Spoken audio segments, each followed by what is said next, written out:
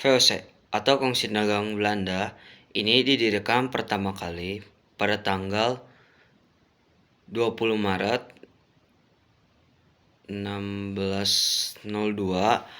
Perusahaan ini diprakarsai oleh Prince Maurice dan dikelola oleh 17 dewan atau pemegang saham. Tujuan awal dibuatnya VOC ialah menghindari persaingannya antar pedagang Belanda satu sama lain dengan pedagang Eropa lainnya juga agar bisa menguasai dan memonopoli perdagangan rempah-rempah. Lahirnya VOC ini dilatar belakangi oleh ditutupnya pelabuhan Lisbon oleh Spanyol untuk Belanda karena terjadinya perang Megaman, adanya peta Jan Huygens van Lieshoten, dan dimulainya ekspedisi Cornelius de Houtman. Hasil ekspedisi Belanda ialah Kepulauan Nusantara dan Inggris yang diketahui telah membuat Kongsi Dagang atau EIC. Sejarah terbentuknya VOC pada tahun 1598, Parlemen Belanda mengusulkan dibuatnya sebuah perusahaan maskapai, dan perusahaan itu lalu ada perusahaan dari 6 kota bergabung dan terbentuklah VOC pada tanggal 20 Maret 1602. Struktur VOC berpusat pada 2 orang, yaitu De Heren 17 sebagai dewan tertinggi VOC dan Peter Booth yang bertugas menguasai Nusantara. Karena jarak Ambon dan Amsterdam yang jauh, hak oktroy atau paten adalah hak yang memungkinkan kita untuk memonopoli mencetak uang dan membuat tentara, membuat benteng, menyatakan perang dan perdamaian, juga memecat pegawai setempat atau rakyat. VOC memiliki 5 kebijakan, yaitu pelayaran honggi, eksfrasi, versteleveraan, Lontigenten, Prengelstelsel. Lalu pada tahun 1795, Belanda dijajah oleh Prancis yang dipimpin oleh Napoleon. Dengan terjadi perubahan pemimpin dan cara mengatasinya adalah dan muncul masalah di Indo. Lalu Napoleon mengatasinya dengan cara menyuruh Daendels untuk mengurus Indonesia supaya mempertahankan Jawa dari Inggris karena menghapus feodalisme. Warga Indo lebih dinamis dan produktif. Kebijakan sosial dan ekonomi Daendels. Pertama, menyetak uang kertas, lalu membentuk DPK, memungut pajak,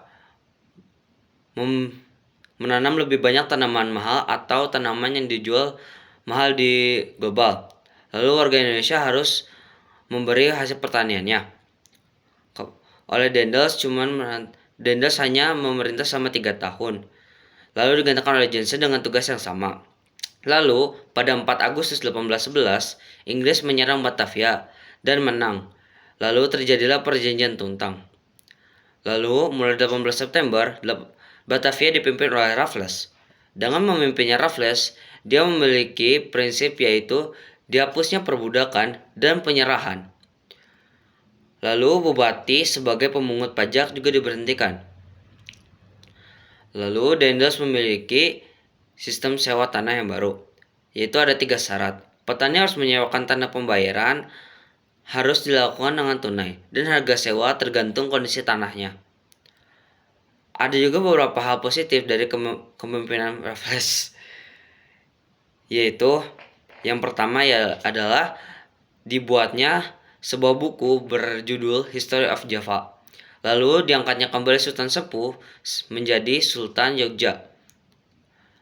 Dan kekuasaan awal pemerintahan Belanda dimulai pada tahun 1816 yang dipimpin oleh Van den Bosch. Van den Bosch memiliki sebuah sistem tanam paksa. Sistem tanam paksa ini merupakan sistem yang memojokkan para petani pribumi untuk menanam tanaman yang bisa dijual di pasar dunia. Dengan ketentuan, yaitu para petani harus menyerahkan setidaknya 1/5 luas tanah miliknya. Tanah yang digunakan harus bebas pajak, hasil panen pula harus diserahkan kepada pemerintah. Hal itu menimbulkan pro kontra di kalangan elit Belanda. Pada tahun 1860, terbit buku yang mendorong pro kontra tentang tanam paksa. Salah satu bukunya memiliki judul Max Havelaar yang ditulis oleh De Westdekker atau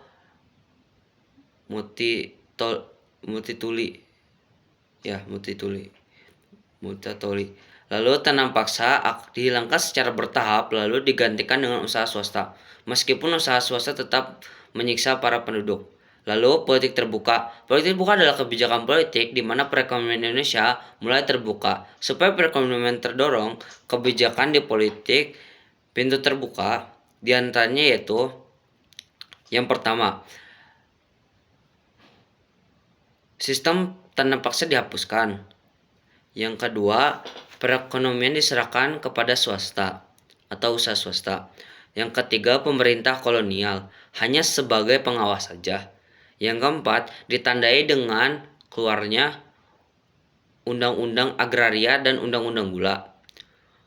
Lalu yang terakhir adalah politik etis. Itu bisa disebut politik balas budi. Program politik etis itu dibagi menjadi 3, yaitu emigrasi, edukasi, dan irigasi. Tapi politik etis juga terjadi penyimpangan, diantaranya 1. Dalam bidang edukasi, adanya diskriminasi dalam pendidikan. Seperti dibagi duanya para bangsawan dan rakyat jelata. Lalu yang kedua adalah dalam bidang imigrasi malah bukan meratakan persebaran penduduk, tapi tujuannya untuk memenuhi tenaga kerja di luar Jawa. Yang ketiga, dalam bidang irigasi malah hanya untuk mengairi perkebunan yang dimiliki oleh Belanda. Dan dampak dari politik etis ini bagi Indonesia itu diantaranya adalah sebagai berikut. Yang pertama itu pembangunan sapras yang menunjang pertanian, pembangunan sarana transportasi, lalu memunculkan para kaum yang terpelajar, dan terjadi pemerataan penduduk. Jadi itu saja penjelasan materi untuk VOC hingga ke politik etis oleh saya. Sampai berjumpa lagi.